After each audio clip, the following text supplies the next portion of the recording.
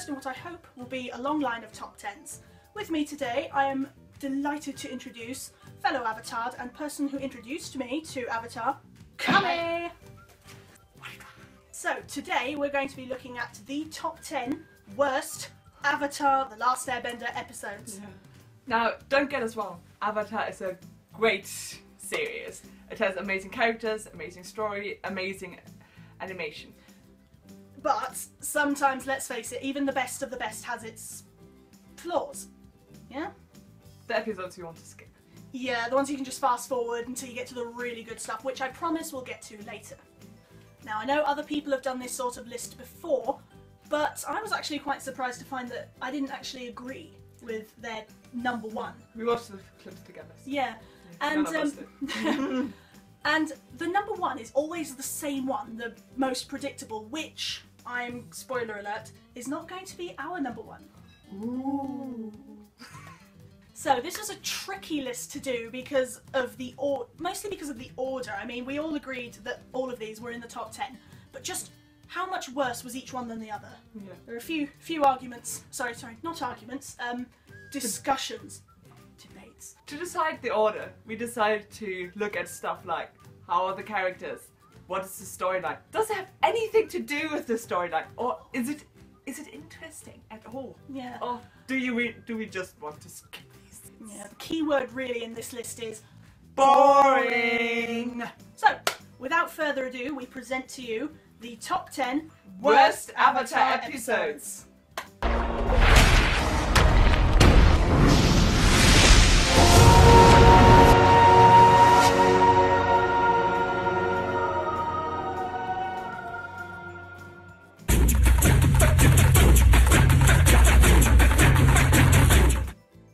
I'm going to start with saying that this wasn't originally in the list, but JayDee has some problems with it. Yes! It's just an unnecessary character trait for Katara. We already know what kind of person she is, and so they decide towards the end of season 3, let's throw in vengeance, even though she's shown nothing like this. It doesn't really move the plot along. It's just so out of character for her, and for God's sake, the blood bending.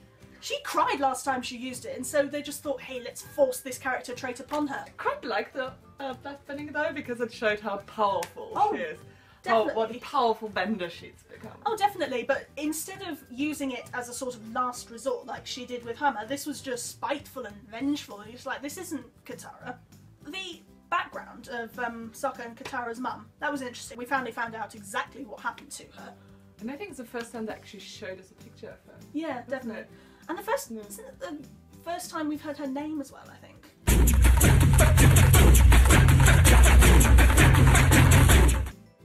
Jet is an ass. That just about sums it up. He's a bit of an oddball, and his eyebrows freak me out. Tries to be Robin Hood without actually being Robin Hood.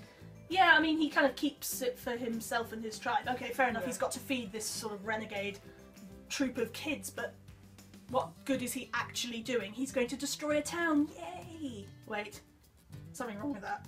I suppose it does have the element of sort of, you know, war isn't black and white and all that, and at least Sokka at the end kind of demonstrates that, and it kind of shows the complexities of war at the end in a very small kind of way, but not really enough to make this a very good episode. Oh, he's so handsome. He's really not. Odd Katara moment. She seems to side against her own brother, and you're thinking, haven't we established that they're very good brother and sister? I mean, they get on each other's nerves like any sibling, but they've established that their bond is quite strong, even at this point. So the fact that she's going, oh, but Jet said this, Jet said that, it just seems really contrived. Well, they need to introduce characters which will come on later on, which is one of the only reasons why it's still quite up high. Meh.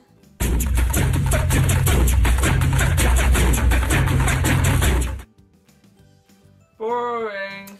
Yeah, I had to fight to have this slightly lower on the list as well. It was originally like number 3 or something, because as Cami said, she finds it boring.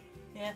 I'll talk about why it's okay and not quite so high up on the list. It's got a really nice spiritual element to it. I love the design of the swamp, even though swamps are generally nasty. They've made it really interesting with the vines, the vine bending, and the whole earth is connected.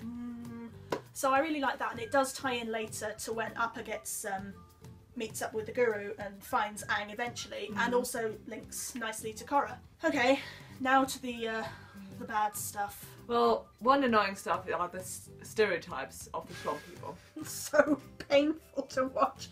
Okay, so we've got waterbending Hicks now. Great. I think I'm gonna find me a flying monster and eat it. Do you know what it was like? It was like watching The Princess and the Frog.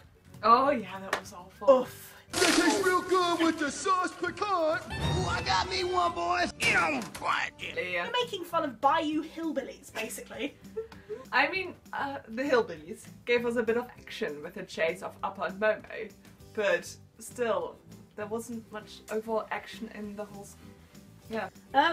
Yeah, that's pretty much it. In a word, it's boring.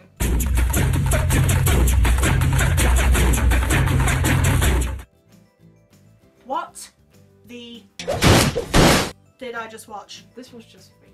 Oh, weird doesn't even begin to cover it. Oh, especially the fight with Appa and Momo Oh no. was just painful to watch. I actually had to look away, I couldn't. Also, the whole kissing dream with Aang and Katara was just completely awkward and weird and overemphasized on the whole, and yet... They really upplayed the awkward with him going a bit more out of character because he's sleep deprived, going, "You and me, baby, forever." The Shikra Cutula, though. You don't love me! In terms of the end, it's not very satisfying. It just kind of... He's had all this stress and this anxiety. It just kind of stops. The dreams no longer bother him, and suddenly they say a few kind words to him, put him on a fluffy rock.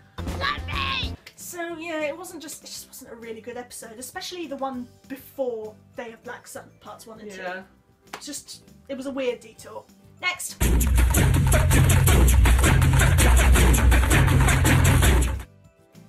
We must have hope!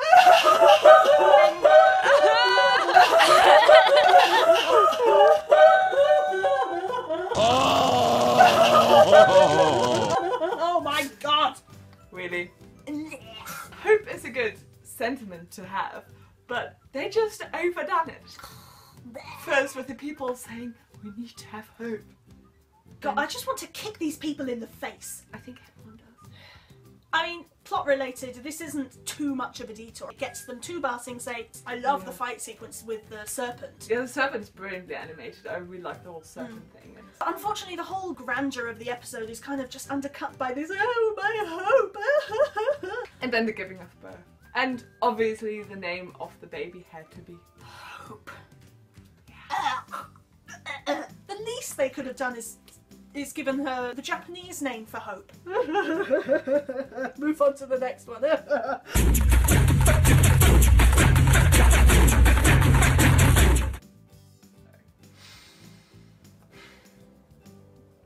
Aang, what's wrong with you? I won't fault poor Aang for this, it's the writers. What are you doing? You're very good writers. You're good at creating really compelling characters, compelling storylines, through lines that actually link to other things. What did you do to Aang? He's just jealous, spiteful a bit, angry at them for leaving him out, and then does this really stupid thing of hiding the message. Oh. Which then makes Sokka and Katara angry at him. As a regular 12-year-old kid, I would get it. But he was raised a monk. Surely that's, like, not allowed. Lying, hiding things. It's so out of character. And you mentioned a point when we were making these notes that he's already had this sort of attention-seeking streak in which he was going, hey, look at me, that was on Kyoshi Island, we're done with that. We've seen that side of him. I thought one of the redeeming features obviously was June, because she's kick-ass and she's just brilliant. Oh, with the uncle as well, her and Uncle that Iron interaction's together. hilarious. Brilliant. I don't have a problem with Bato, but he seems to be the catalyst for all this. Like the Water Tribe initiation. Yeah. They were just waiting for it to happen. This is, you know, the mark, even though you are not Water Tribe, you are one of the family, you are dependable. You're like, I know what's coming. I know what's coming. I know what's coming. And there we go. Yeah. Let's face it, with such a big betrayal, they forgave him fairly easily. You've got to have a much better resolve rather than just like, you lied to me. okay, we forgive you. I'd still be annoyed. Of course, it was their way to finding their dad. Yeah. You know it's a desperate sort of let's tick the box of this betrayal thing when someone is saying, oh, I'd love to leave and see my dad, and then the person leaves the room and then they say, oh, but. It's just, you can do so much better than this, writers. Next.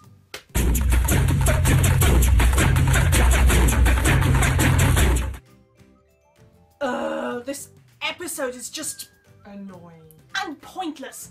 Let's go on to it. It is a pointless detour from the plot. There is no reason that they needed to go to this town, no reason to stop there, no reason to have this town that hates the Avatar so much they've got a whole Avatar day where they burn murals of them. It's just, it annoys me. Yeah. I mean, it's interesting to see that the Avatars also were not always completely peaceful. That Kyoshi was obviously more of a warrior. Oh yeah. And that she would have killed him. Well, she basically says, well, I mean, I didn't kill him, but I would have. So Yeah. I'm not sorry that he died at all. Oh, these town people are so irritating. The writers went out of their way to make these guys as obnoxiously ignorant as they possibly could. It's just too unrealistic, considering all the characters that we don't spend much time with, that we get to know much better and are far more rounded. It's mind-boggling. Their ridiculous legal system is something better suited for a really patronising kids show, not up to the standards of this show. I definitely not. But also that they're angry at the past Avatar because Kyoshi is someone completely different from Aang, obviously. Yeah. But since they're all the Avatar. On the plus side, Boomerang! Yeah. that's it. Next.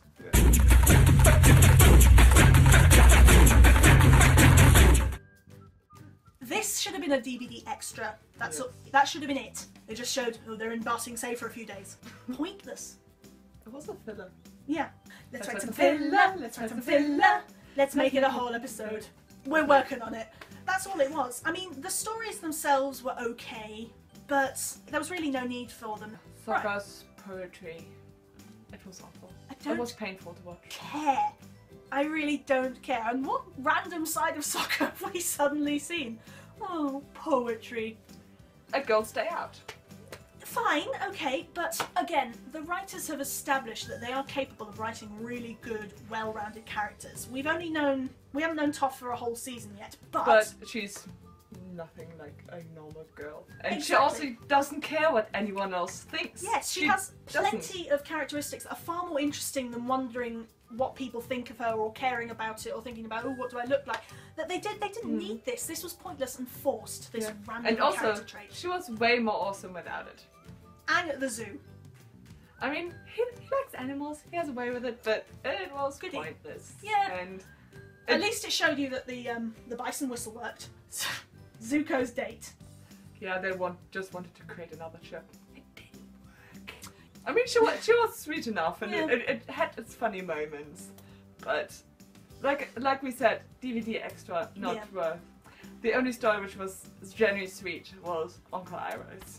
Now this would have been good as a whole episode on its own. I wouldn't have even called it filler because Iroh is awesome and he deserves to be showcased. Yeah. And it's such a sweet background story as well to without actually his character. Without throwing exposition in your face. When you get to the end and you realise what he's doing, suddenly. And also that the song has such a different connotation. Oh my god! That was okay. The first time I had cried, I'm getting all teary now. First time I cried in Avatar, not the last, I will confess, but oh. She's crying a lot. And you get shut up. She's so mean to me. But yeah, it was a really nicely done segment. It should have been what ended that filler episode. Okay, next.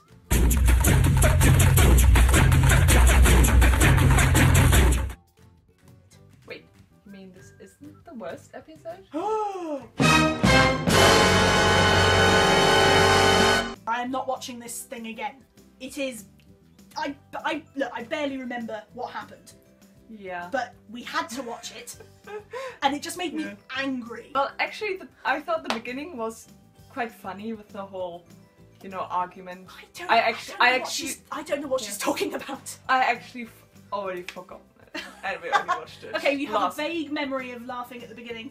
Yeah, because I thought it was a different episode, and as soon as I then saw them looking over the Great Divide, I just thought, no. I think the writers said it best. Let's keep flying. Let's talk about this stinker, shall we? Bring it. Well, one thing which really irritated me is the abstract animation from both of the tales. I mean, in a way that it illustrates how each of the tribe differs. One is a bit more clunky animation, the other one is a bit more sophisticated. Just a bit odd and felt really out of place. At least the animators were having fun with it, I guess. Yeah. And it was just generally boring. And again, we had the whole conflict between brother and sister. Obviously, Katara is the really clean one and Sokka is the bit messier one. We already know this, we don't need any more exposition. Let's have a tribe that's messy and a tribe that's clean, and then they can fight each other, forgetting all that they've been through together, and just side with strangers. That's such a brilliant idea! Let's write that episode! Yay! I think that's pretty much what happened. And this episode had the simplest, most patronising way to highlight feudal relationships, whether it's between friends, colleagues, family members, or countries, tribes, whatever. Even if Aang hadn't lied about the ball game, which, by the way, would have been a very clever thing to do. Oh, definitely. It was rather funny and kind of made the whole feud seem really childish. Yeah. Which it was. Of course it was. But that's just not how it works. And this series has proved that it's sophisticated enough to tackle these sorts of issues in a mature way for an audience of kids and adults. Yeah. So that's why that bothers me. I'll forgive them because it was the first series, but no, I won't. It was a bad episode. Completely unnecessary. Yeah. Next. The worst episode is...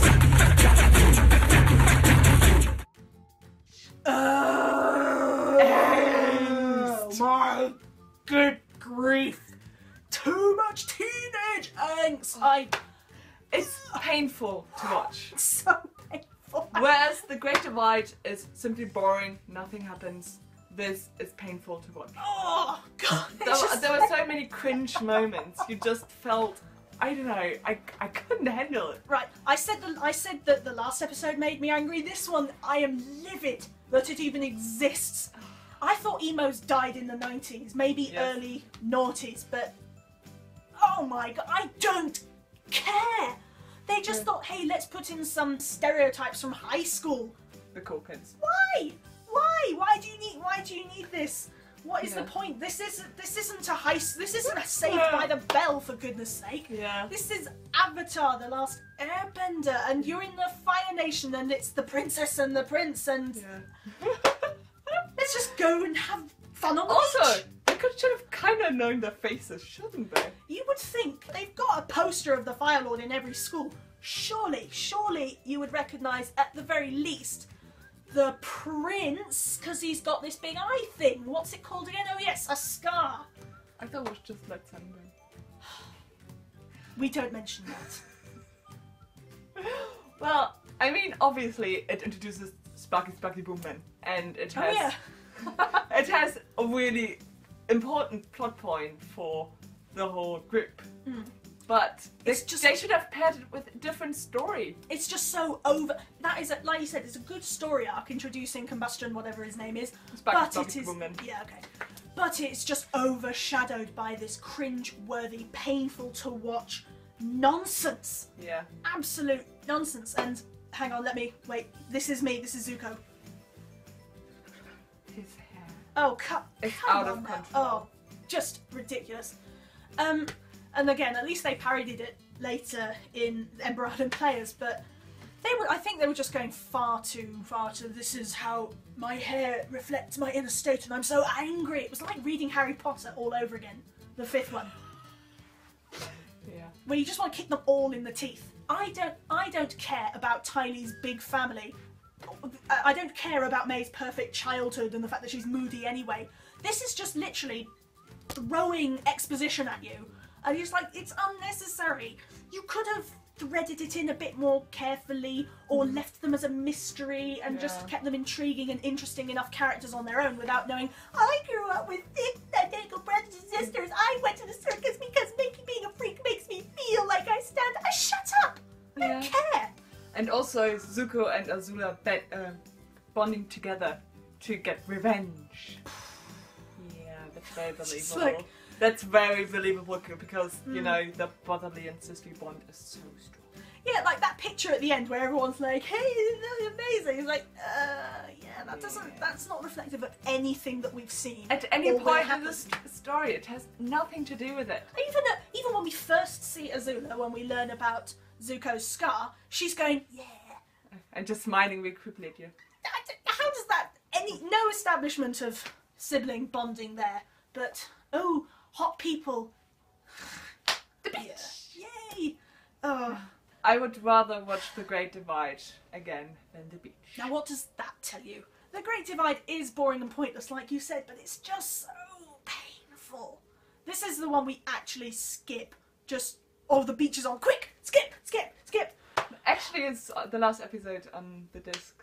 Oh, well, there you So- go. Just take it straight out the window. So this is the end of our top 10 worst Avatar episodes. So thank you for watching. Remember to subscribe to my channel. You can get up again. Thank you. And yeah, we'll see you next time. Bye. Bye!